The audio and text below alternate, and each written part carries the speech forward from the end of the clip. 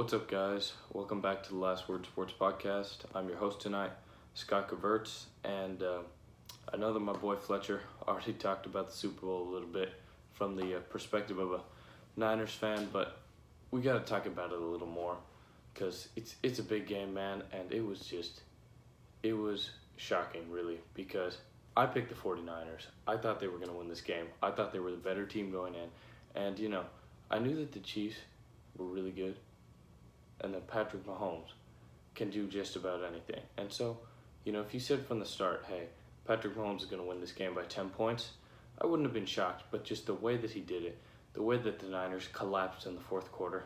But I want to actually focus on one player, Jimmy Garoppolo.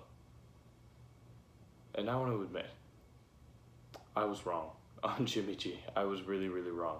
I made a video, I think last week, where I talked about why Jimmy G might win Super Bowl MVP, why he, has been an underdog his whole career. He's going to have a great chance to have a big game, help the Niners win Super Bowl, and he was just abysmal in this game. If I had to give him a grade, I would have given him like a D minus. In the first quarter, he came out really rusty, and he has the arm talent, but he's just erratic. Like, he just throws these balls. They're just wobbly, and they're kind of inaccurate all over the place, and you just go, it's like, Skip Bayless calls him Jimmy Interception. But he had a nice stretch in the second and third quarter where he strung together a bunch of completions. But in the first and fourth quarters, when it mattered most, he was terrible. And even in between, when he was completing balls, it was all check downs off of play action. His one touchdown to the fullback, Kyle Juszczyk, who's unbelievable.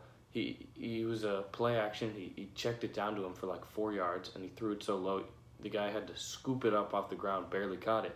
And he ran it into the end zone like 10 extra yards. It was really not that great of a play by Jimmy Garoppolo. The only pass all day that I saw from Jimmy G where I was like, wow, was the one to Kittle down the sideline at the end of the first half. That was an absolute dime, and it didn't count because of offensive pass interference. So when you think about it, I saw the stat from Pro Football Focus. Jimmy Garoppolo on passes where he was pressured, plays where he was pressured, he was 1 for 9 passing for 20 yards and 2 interceptions. You have to be able to step up in certain situations, and I felt like he had been able to step up all year because there's kind of two Jimmy Gs. There's one Jimmy G who goes out and just turns over the ball like crazy, like in that Vikings game where he was just tossing it to the other team more times than you could count. And there's another Jimmy G, like the one who showed up against the Saints, who threw 4 touchdowns, 350 yards, led the Niners to a comeback win in the Superdome. And unfortunately, the Niners got the haywire Jimmy G in the Super Bowl. And it was really, really rough to watch. He didn't complete a single pass over 20-plus yards in the air.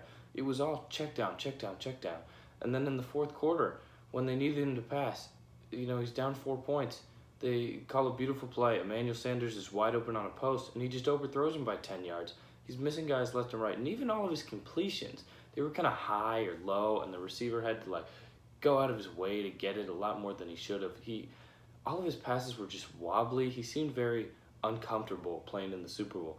And you'd like to see, more calming presence from him as a leader on this football team and as the quarterback. And so the Niners are actually at a really interesting spot right now because everybody's saying they're going to make it back to the Super Bowl and be really good, But I think we all kind of said that about the Rams last year too. They had a ton of talent on their team, great young quarterback, great young running back, great young head coach. And I think it actually might be a while before the Niners make it back to the Super Bowl. This could be kind of like the Rams because, to be honest with you, Jimmy Garoppolo reminds me a lot of Jared Goff.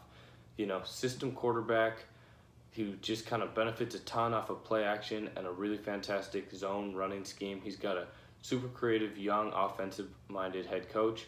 Like, they're basically the same person, except I would argue that Goff, before this year when he completely collapsed without Todd Gurley, I'd argue that Goff was a lot better with Gurley than Jimmy G was with his running attack. Like, Goff at least was almost an MVP candidate. He was a Pro Bowler. Jimmy Garoppolo has just been above average with this phenomenal rushing attack, a really talented receiving core, the best tight end in the league, and one of the top defenses in the league. So at the end of the day, I don't know if Jimmy Garoppolo is even a top 15 to 20 quarterback in the league anymore. The more that I think about it, I just think about guys who you could have put in that situation and who could have done probably just as well as Jimmy Garoppolo. I know that he's winning games, and I know that they lost games without him, but that's because they had C.J. Beathard. I'm really thinking you could put in, like 20 starting quarterbacks into the Niners system, and they would do just as well. People are bringing up an interesting name, actually, in Tom Brady, and it would be a super surprising fit because the Niners can actually cut Garoppolo. They can kind of work their way around it. It might be, I think this offseason, and they'll only have to pay him $4 million over the next few years. They'd basically eliminate his cap problems, his cap hit, and they could move on from him and sign somebody else like a Tom Brady, who would definitely be willing to come home. He's from the San Francisco area. He grew up a Niners fan, rooting for Joe Montana. Play for an offensive-minded head coach with a ton of weapons and a young team. And the Niners are a team who legitimately is a quarterback away from the Super Bowl. They almost won that game. But at the same time, Tom Brady going to the Niners, it's hard for me to really envision Tom Brady anywhere other than just in a Patriots uniform. So if I had to make my best bet, I'd say he stays with the Pats. Everybody's saying he goes to like the Chargers and stuff, the Chargers or the Raiders. At the end of the day, the Chargers have talent, but will he really win a title with the Los Angeles Chargers? I don't know. I think the best move for him would be to stay as a Patriot.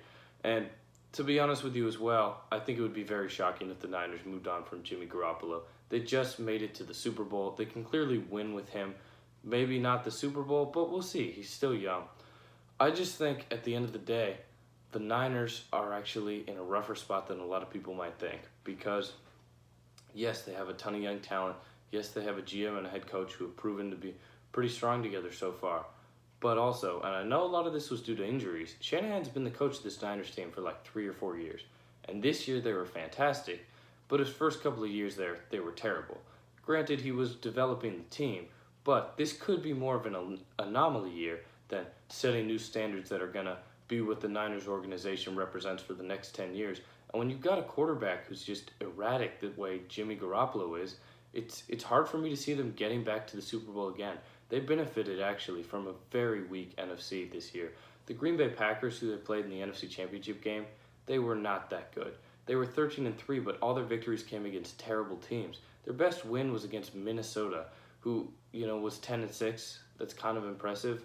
But they beat Minnesota twice, both in relatively close games, and then they beat Dallas. And the Packers lost to the Los Angeles Chargers 26-11. The Packers weren't that good. The other NFC playoff teams, the Eagles, they were 9-7. Josh McCown played in their playoff game. The Seahawks were good, but they fell apart at the end of the year when they suffered a ton of injuries, especially to their running backs. And so they were solid, but they weren't a real threat after their injuries. Who else was in the NFC playoffs? I mean, the Saints were great, but then the Saints got upset by the Vikings, and so the Niners didn't have to play them. So at the end of the day, the Niners had a really good run this year. They had a fantastic season, and they looked really good the whole way. But I would hold off on all these people who are saying the Niners are going to go back to the Super Bowl for the next 10 years. Niners are going to win a ton of rings with Kyle Shanahan. Don't worry, they'll be back. This could be a lot like the LA Rams last year, kind of a Jimmy G looking a lot like Jared Goff situation. All right, so that's all I have to say today, folks. Thanks for listening. This has been The Last Word.